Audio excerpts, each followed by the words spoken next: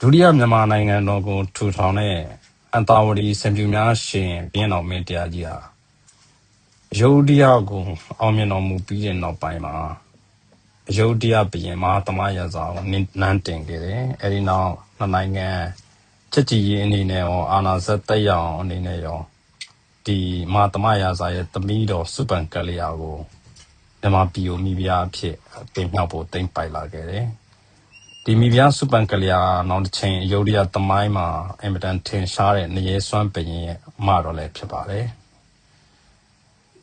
ဘင်းတော်နေရဆံပြီးတဲ့နောက်ပိုင်းနန္ဒဘရင်နန်းတက်တဲ့အခါဒီနန္ဒဘရင်ကလည်းစုပန်ကလျာကိုမိဖုရားအဖြစ်ဆက်လက်မြောက်စားခဲ့ပါတယ်။ထိုင်းနိုင်ငံရဲ့သမိုင်းဒီအဆိုအရဒီစုပန်ကလျာကိုဝင်ရင်မှာရှိနေတဲ့အချိန်မှာထိုင်းဘရင်နေရဲစွမ်းကနန္ဒဘရင်ကိုပြန်လဲတော်လန်ပုံကန်တာကြောင့်နန္ဒဘရင်ကိုယ်တိုင်ဓာတ်နဲ့ခုတ်တက်ခဲ့တယ်လို့ထိုင်း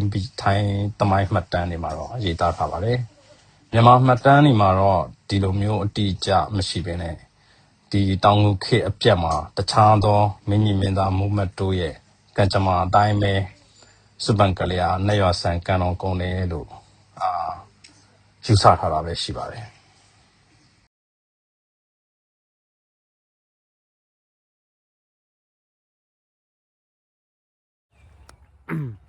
ဒါတော့ပကိုးကမ္ဘောဇတာဒီဝင်တွေကမေတော်စုပန်ကလျာနန်းဆောင်လို့ရှိထားတဲ့အဆောင်ပါ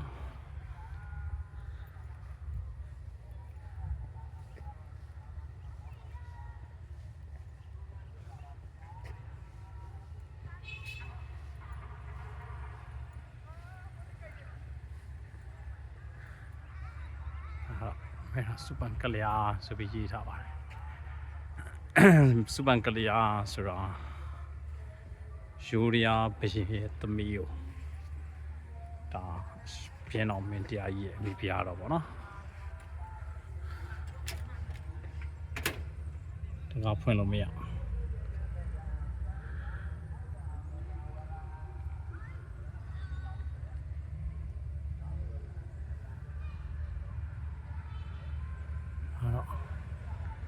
ယူရီးယားရဲ့လှူဒန်းမှုတွေကိုထိုင်းလူမျိုးတွေလှူဒန်းမှုတွေကိုအများကြီးတွေ့ရပါမယ်။နောက်လည်းထိုင်းစားနေပါနော်။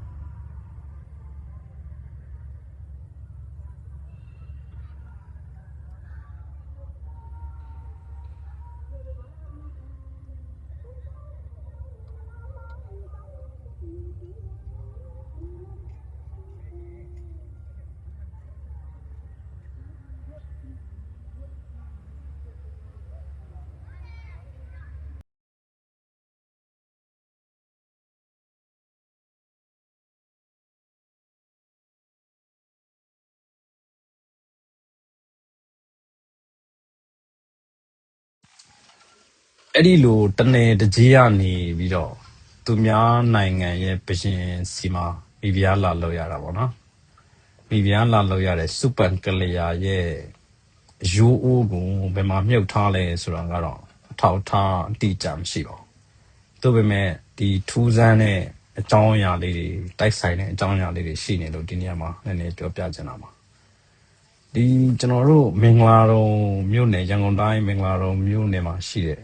သမိုင်းဝင်ကြိုက်ကလော့စီဒီပေါ့နော်အဲသမိုင်းဝင်ကြိုက်ကလော့စီဒီကို1999မတိုင်ခင်လောက်မှာထိုင်းခီးသွားအဖွဲ့တစ်ဖွဲ့ရောက်လာတယ်ပေါ့နော်အဲထိုင်းခီးသွားအဖွဲ့အကြီးကျယ်ကိုရောက်လာတယ်လူတွေအများကြီးနဲ့ညအဲ့ညနေကိုနေပြီးတော့ကိုအဲ့ဒီကကောပကားတွေကိုခွင်တောင်းပြီးတော့သူတို့ကဝိညာဉ်ခေါ်ပွဲဆိုပြီးလုပ်တယ်အဲတစ်နှစ်လုပ်တယ်သူတို့ရပောင်းများစွာကြာအောင်လုပ်တယ်ပေါ့နော်တစ်နှစ်လုပ်တယ်ပြီးတော့ပြန်သွားကြတယ်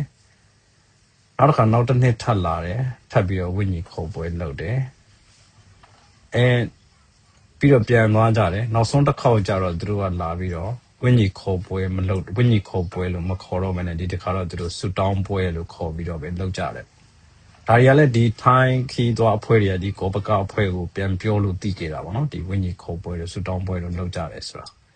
သူတို့ရဲ့အဆိုရတော့သူတို့ပြောတာကဒီနေရာမှာစုပန်ကလျာရဲ့ဝိညာဉ်ရှိနေတယ်ပေါ့အဲ့ဒီဝိညာဉ်ကိုသူတို့ခေါ်ပြီးတော့ဒီထိုင်းနိုင်ငံကိုပြန်ခေါ်သွားကြတယ်ပေါ့ဒါပေမဲ့ဒီမင်းသမီးစုပန်ကလျာကသူမလိုက်ဘူးလို့ပဲပြောလို့ဒီနှစ်နှစ်စတိုက်ကိုခေါ်ပေမဲ့မလိုက်ဘူးလို့ပဲပြောတဲ့အတွက်ကြောင့် ဒီမှာပဲနေခဲ့ပါတော့ဒီမှာပဲပျော်ရွှင်ပါစေဆိုပြီးတော့ဆူတောင်းပွဲလုပ်ကြတယ်လို့သူတို့ပြောတယ်အဲ့အဖွဲ့ကလည်းအဲ့ဒီနောက်ပိုင်းမှာဘယ်တော့မှပြန်မလာတော့ပါဘူးဒါတွေကတော့ဒီထိုင်းခီတော်အဖွဲ့ကဒီကြိုက်ကလောဖျားရဲ့ကောပကအဖွဲ့ကိုပြောခဲ့တဲ့အကြောင်းအရာတွေပါနောက်တစ်ခါဒီအဲ့ဒီနောက်ပိုင်းမှာဒီကြိုက်ကလောဖျားရဲ့ထီတော်ကနှစ်တရာလောက်နေပါရှိလို့ပျက်စီးသွားတဲ့အခါမှာဒီထီတော်အစ်စ်ပြန်တင်ဖို့ပေါ့နော်နိုင်ငံတော်အစစ်နဲ့လောက်ကြတာပေါ့ပြန်တင်ဖို့ဆိုပြီးတော့ဆောင်ရွက်ကြတယ်ပေါ့ဒီထီတော်ကြီးပြီးသွားတဲ့ထီတော်တင်ပွဲပြီးသွားတဲ့အခါမှာဒီထီတော်အဟောင်းကိုလည်းဒီရေမင်းတော်ပေါ်မှာပဲဇီဒီတစ်ခုအနေနဲ့ထားပြီးတော့ပူဇော်ခြင်းနဲ့ဖြစ်တဲ့အတွက်ကြောင့်ဒီဖျားရေမင်းတော်ပေါ်မှာပဲ foundation တူးတဲ့အချိန်မှာအဲ့ဒီအောက်မှာဒီအခေါင်းနဲ့အယိုးအိုးတစ်ခုတွဲပြီးတွေ့တယ်ပေါ့နော်အဲ့မှာဒီတွေ့တဲ့အခါမှာတော့ဒီအယိုးအိုးကိုလည်းအပေါ်ကိုယူလာခဲ့တယ်ပေါ်ယူလာခဲ့တယ်ပေါ့အဲ့ဒီအယိုးအိုးကိုတော့ဒီစုပန်ကလေးရဲ့အယိုးအိုးလို့တော့အတိအကျပြောလို့တော့မရဘူးပေါ့နော်ဒါပေမဲ့ထိုင်းတွေကတော့ဒီအယိုးအိုးကိုသူတို့DNA စစ်ဖို့ပါဆိုပြီးတော့သူတို့ယူသွားတယ်တောင်းတယ်ပေါ့နော်တစ်ခါနှစ်ခါတောင်းတယ်တောင်းပြီးတော့ပြန်ရတဲ့ result ကိုတော့ဒီဖျားကောပကအဖွဲ့ကိုပြန်ပြောတာမျိုးပြန်ပြတာမျိုးတော့မရှိသေးဘူးပေါ့ဒါပေမဲ့ဒီ UO တွေ့ကြတာတော့တကယ်အမှန်ပဲပေါ့နော်အခုချိန်ထိလည်းအဲ့ဒီ UO ကိုဒီကြိုက်ကလောဖျားရဲ့ရင်မင်းတော်ပေါ်မှာစူပန်ကလေးနန်းနန်းဆိုပြီးလုပ်ပြီးတော့ပြထားပါတယ်လေ့လာကြည့်လို့ရပါတယ်နောက်တစ်ခါဒီစောဒီထီတော့ဒီအဟောင်းကိုလည်းဇီဒီလုတ်ပြီးတဲ့အခါမှာအလူရှင်တွေကဒီနေရာကမကြွမလွတ်တဲ့ပုံကိုယ်တွေကိုအမြတမ်းပေးဝေကြပါတယ်သူတို့ကိုနှကနာပွဲလေးလုတ်ပေးပါဆိုပြီးတော့ခွန်ပျူတာတောင်းတယ်ပေါ့ဒါပေမဲ့ကောပကဖွဲ့ကလည်းဒီရေမင်းတော်ပေါ်မှာတော့မလုတ်ပါနဲ့ဒီဖျားပရဝံအပြင်ဘက်ဒီတတင်ရမှာလုတ်ပါဆိုတော့အဲ့ဒီနေရာမှာပဲသူတို့ဒီနှကနာပွဲလုတ်တယ်ပေါ့နော်အမှနှကနာကနေရင်ထဲမှာအဲ့ကတော့တယောက်စီကိုဒီဘယ်မှမသိတဲ့နတ်ပေါ့နော်ဘယ်မှမပြောလို့မရတဲ့နတ်တယောက်ဝင်လာတယ်ပေါ့ဝင်လာပြီးတော့ဒီကဖျားကောပကတောင်းဝင်ရှိတဲ့လူတွေနဲ့စကားပြောကြမှာလေလို့တောင်းဆိုတယ်တောင်းဆိုလို့ပြောတဲ့အခါမှာသူကဘာတောင်းဆိုလဲဆိုတော့သူ့ကိုနန်းပေးပါသူ့ကိုဒီဖျားရင်မင်းတော်ပေါ်မှာပဲနန်းတစ်ခုပေးပါဆိုပြီးတောင်းဆိုတယ်ပေါ့အဲ့နဲ့ကောပကအဖွဲ့ကလည်းအလူရှင်ရှိရင်တော့ဒီနန်းပေးမယ်ပေါ့နော်အဲ့ဒီလူကနေပြီးတော့ပဲဒီအလူရှင်တွေလည်းထူးခြားစွာပေါ်လာပြီးတော့ဒီစူပန်ကလျာဆိုရင်နန်းဖြစ်လာတယ်ပေါ့အဲ့တော့ဒီ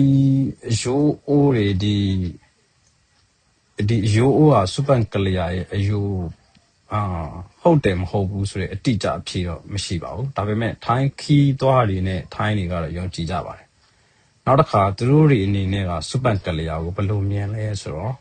သူတို့ရဲ့ဒီထိုင်းနိုင်ငံရဲ့သမိုင်းဒီလိုမျိုးသမိုင်းမှာကောင်းစားလာခဲ့တာဒီလိုကြီးပွားတိုးတက်လာခဲ့တာစူပန်ကလျာရဲ့အနစ်နာခံမှုပေါ့နော်မိသားစုနဲ့တိုင်းပြည်အတွက်ကိုအနစ်နာခံမှုပေါ့